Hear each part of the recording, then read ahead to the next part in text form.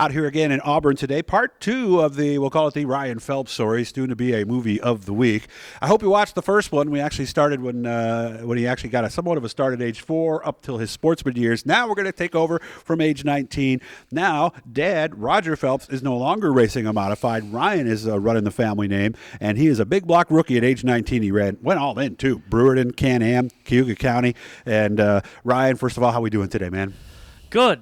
Just another day at the office and having lots of fun and selling cars. Yeah, and he's going to let me take that Camaro out some night that's behind him too. So look for that later. So he doesn't know it yet, but we're going to have some fun in that down the road. So this had to be something. I mean, here you are, a rookie. You had won races in Sportsman the year before, won a track championship or a co-championship in the Mike Rod. So what was your thought coming into Modified as a rookie at age 19? Well, I knew like how competitive it was. You know what I mean? So I thought that my rookie year, it was a lot of fun because we actually went really well. Like for a rookie, I was in the same class as like Matt Shepard, and I think Stewart at the time was, I think he raced 358 that year if I remember.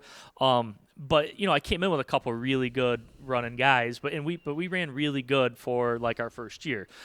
We had top fives and in the big block, so that was pretty cool. And I think at Can-Am, where we ran weekly on Saturdays, we finished 5th in the big block points our first year. So like we really did do well, but your expectation is low, And as you get into it further, that's when it really got to be just harder because your expectations go up every year. Everybody's expectations for how you do goes up every year, and that pressure to perform starts to creep up on you. It does. And I remember one thing from that first rookie season. You and I talked about this before.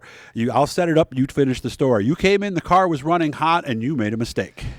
Yeah, just I'd shut it off. Where obviously overheating. You want to keep it running, let the fan and the radiator kind of cool the motor off. And I remember Doug was there, and my dad was sort of what are you doing? Turn it back on. Yeah, right. So just little things like that you learn. Well, how would you have known, right? No, I mean anything with racing, you got to learn from experience. Yeah, sometimes you learn the hard way. That's just the only way you can learn in reality. What else did we learn that first year?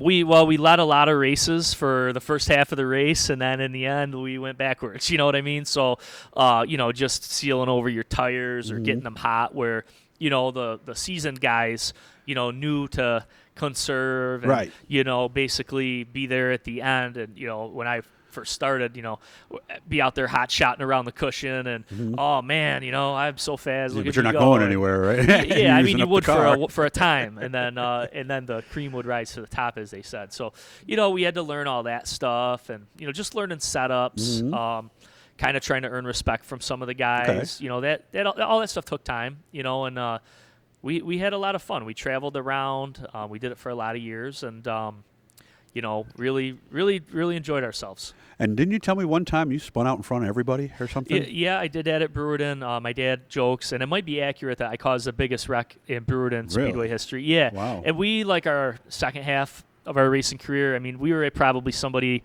that hardly ever got in wrecks or accidents, and we always really had low DNF with crashes and things like that. I probably got a little over conservative sometimes later on in my career. Can't blame you. Yeah, but early on, I did. I looped it in front of like the whole field at Brewerton, and I think I was running first or second. Took a big wreck, and all the parents were arguing. Everybody was mad, and I felt bad. And yeah, but you did live and learn. And of course, next year, when he was 20, they started traveling. Actually, started doing some series races. And I remember this race we're going to talk about next. Thunder Alley. It was their first series race. It was the first year that they had put clay on the old Evans Mills track. And you told me for a while you were feeling pretty good. Well, it was funny. So, like, people have talked about, like, Dirt Week and how bad the track was. And obviously, whatever, yeah.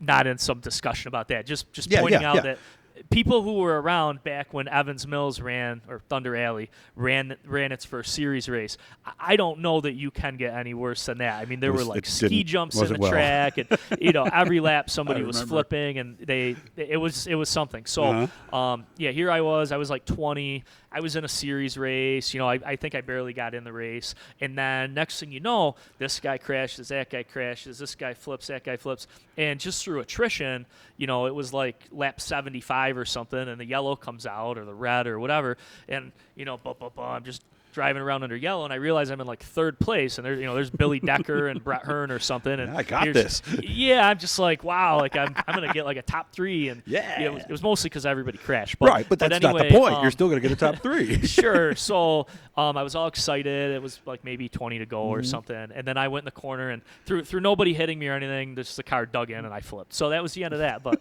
confidence was short-lived. Yeah, it was a good story though.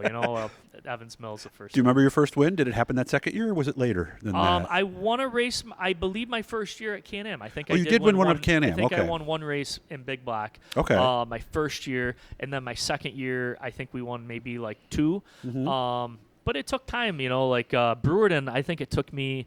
I want to say it took 4 or 5 years at least before I won a race at Brewerton. Well, it's a tricky track. Competition's high. Yeah, and it was, and it was really competitive. I mean, back then, everybody, raced. Anybody was anybody. Yeah, raced Brewerton and Wheat Sport, and super competitive. So it was fun, but it was a series race every night, And let me see. Biggest win. I know your dad told me about this. You actually swept All-Star Weekend at Wheat Sport. Yeah, I mean, that's got to be like our biggest win. So that was really 20K cool. too, right? Yeah, the second night was 20,000, and the first night I think paid.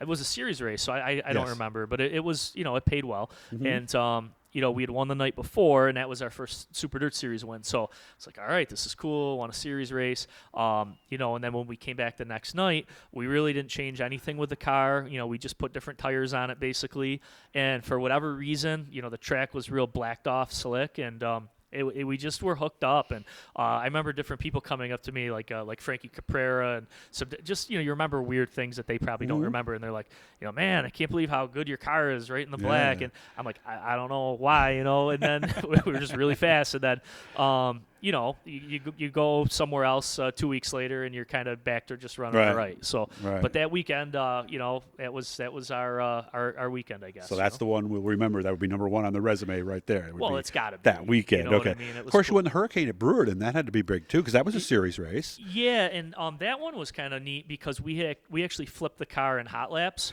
So, really?